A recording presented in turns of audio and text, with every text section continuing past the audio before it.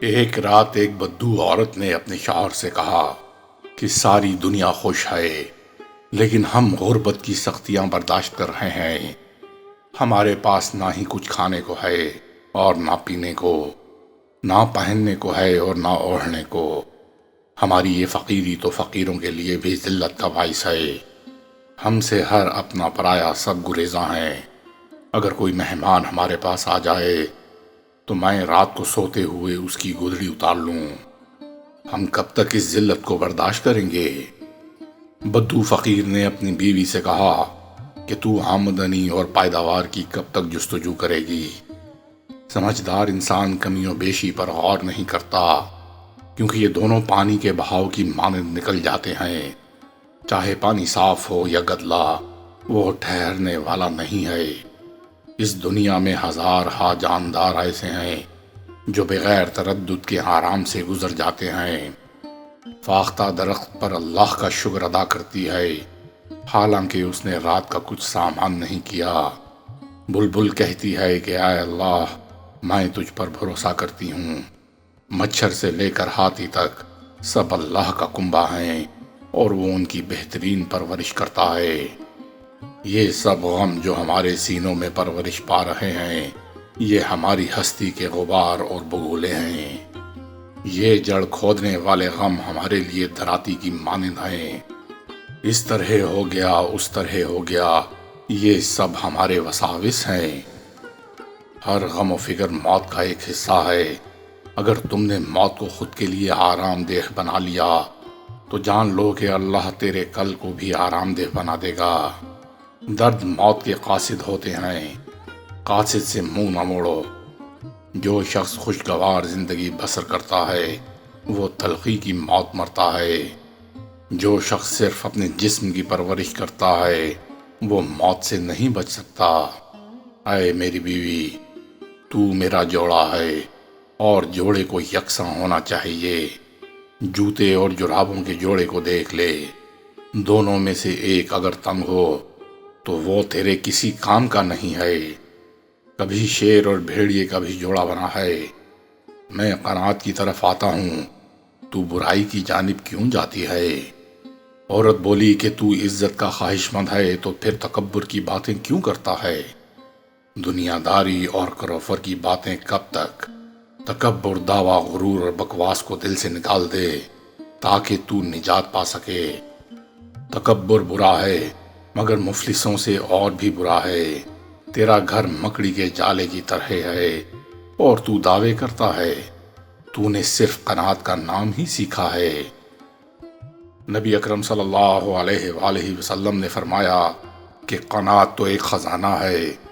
تو مجھے بیوی نہ کہہ اور اپنے شوہر ہونے کا دعوے دار نہ ہو۔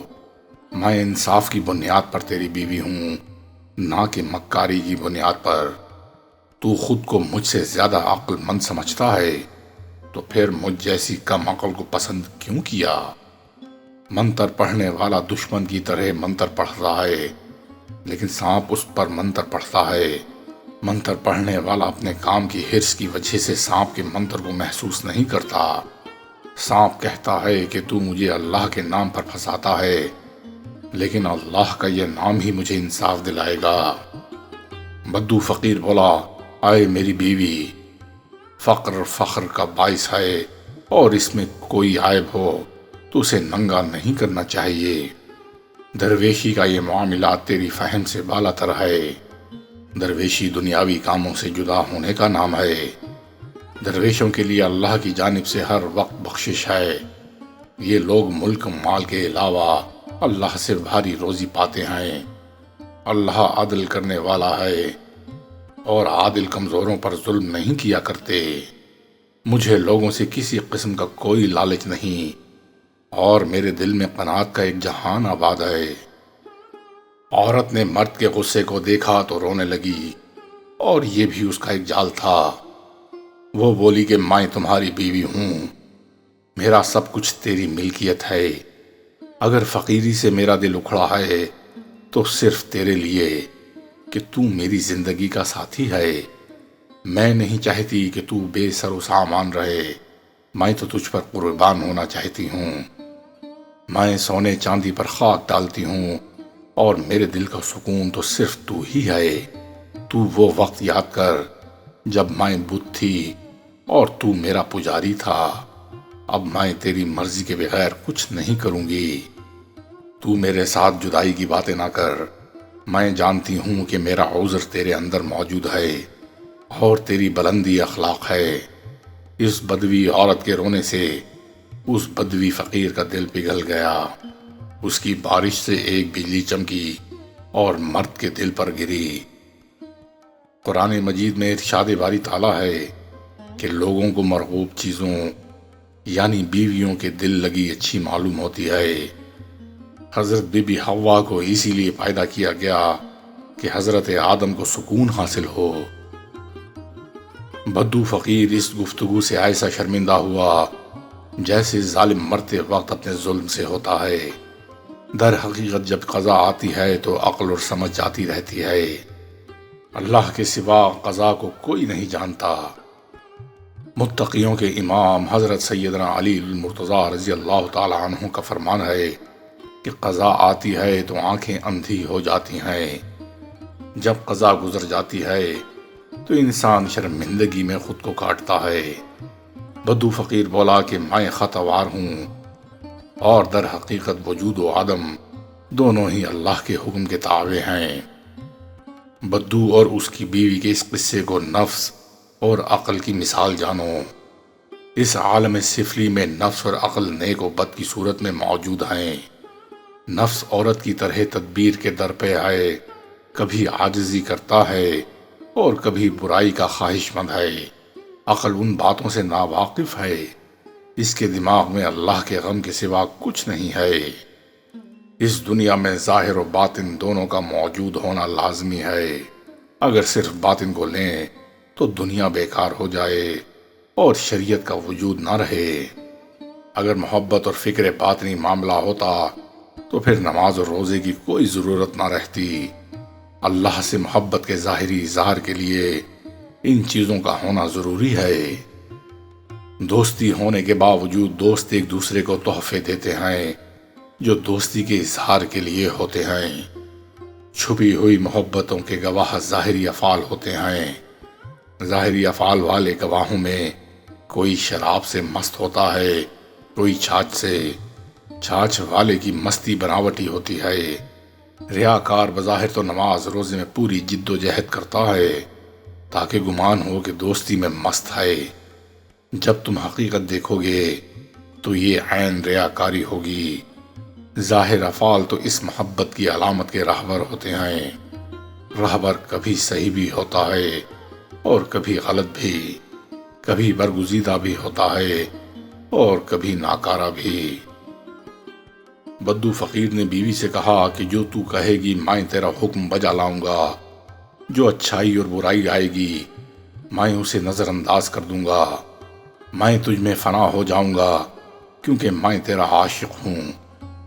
عاشق کو اس کی محبت اندھا بنا دیتی ہے، وہ بہرا ہو جاتا ہے۔ عورت نے کہا کہ تیری یہ بات چالاکی پر مبنی تو نہیں کہ میرا راز کھل جائے؟ بدو فقیر نے کہا کہ اللہ دلوں کے بھید سے خوب واقف ہے۔ جس نے آدم کو مٹی سے پیدا فرمایا اور برگزیدہ بنایا، اس جسم میں تمام علوم بھر دیے جو لوح محفوظ میں موجود تھے، اب تک کے حالات سے واقف کر دیا اور اپنے آسماں کی تعلیم دے کر سب کچھ پڑھا دیا۔ اس علم کی تعلیم نے فرشتوں کو مدہوش کر دیا اور وہ کہنے لگے کہ پاک ہے وہ ذات جس کا علم ہر شے پر محیط ہے۔ بدو فقیر نے اپنی بیوی سے پوچھا کہ اب تو بتا کہ میں روزی کیسے حاصل کروں؟ عورت بولی کہ بغداد میں اللہ کا ایک خلیفہ حکومت کر رہا ہے، اگر تو کسی طرح اس سے وابستہ ہو جائے تو بادشاہ بن جائے گا۔ نصیبہ ور لوگوں کی مصابہت کیمیا ہوتی ہے۔ بدو فقیر نے پوچھا کہ بادشاہ کے ہاں مقبول کیسے ہوا جاتا ہے اور میں کس طرح بادشاہ تک پہنچوں گا؟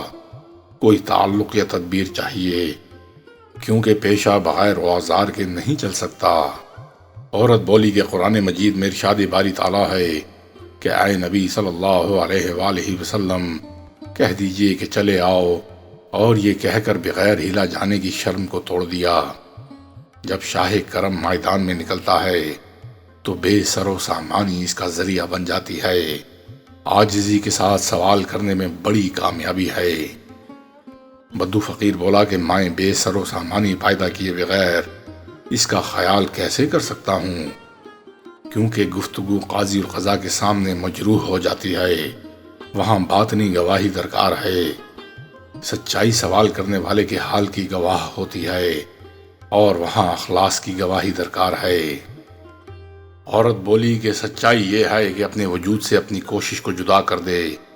اس مٹکے میں ہمارا بارش کا پانی ہے جو تیرا کل سرمایہ ہے، اسے بادشاہ کے لیے تحفہ قرار دے دے۔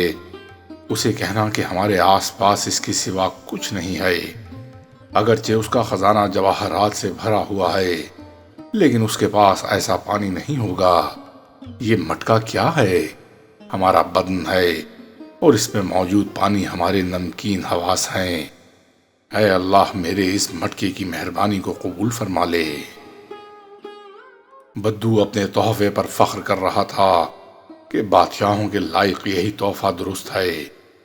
اس کو معلوم نہ تھا کہ بغداد کے درمیان ایک ایسا دجلہ دریا بہتا ہے۔ تو اپنا مٹکا بادشاہ کی خدمت میں لے جا، پھر اللہ کی قدرت کا نظارہ کر۔ اس طرح ہماری معلومات اور احساسات اس صاف سمندر کے مقابلے میں قطرہ ہیں۔ یہ معلومات اس ذات سے حاصل کر جس کے پاس لوح محفوظ ہے۔ بدو نے ٹھلیا اٹھائی اور سفر پر روانہ ہو گیا۔ وہ چلتا رہا اور زمانے کے مصائب سے ٹھلیا کو پہنچنے والے نقصان سے پریشان تھا۔ بدو فقیر جب دارالخلافے میں پہنچا تو اس نے انعامات سے بھرا ہوا ایک دریا دیکھا۔ ہر جانب سے ضرورت مند اس در سے خلت اور عطا پا رہے تھے۔ وہ بدو فقیر جب دارالخلافے پہنچا تو نقیب اس کے پاس آئے۔ انہوں نے مہربانی سے گلاب اس کے چہرے پر چھڑکا اور بغیر کسی قسم کی گفتگو کیے اس کی حاجت سمجھ گئے۔ اس بدو فقیر نے کہا کہ تم میرے لیے ذریعہ معاش تو کر دو، تو میں سردار ہوں، ورنہ میری کچھ حقیقت نہیں۔ تم سب مجھے سردار نظر آتے ہو اور تمہارا ایک دیدار بہت سے دیدار ہیں۔ بدو فقیر نے اپنی پانی کی ٹھلیا نقیبوں کو پیش کی اور اس دریا میں خدمت کا بیج بو دیا۔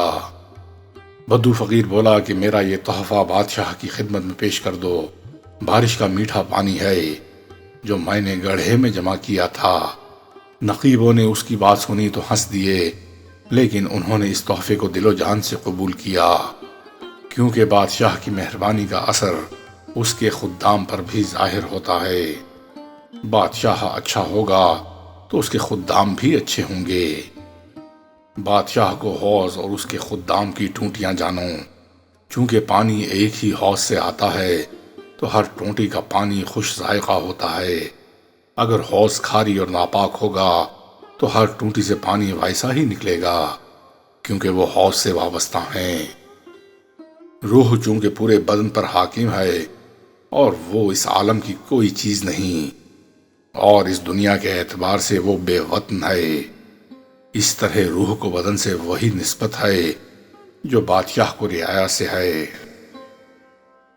پاک طینت پاک نسب عقل کی لطافت پورے بدن کو مہذب بنا دیتی ہے، اور اس دریا کی لطافت کو دیکھ کر جو کوثر کی مانند ہے اور اس کے سنگریزے سب موتی اور گوہر ہیں۔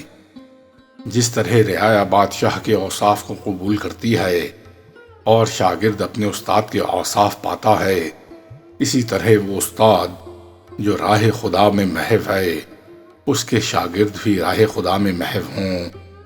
اور علم کی تمام اقسام میں مرنے کے بعد آخرت کے راستے کا سامان فقر ہی ہے۔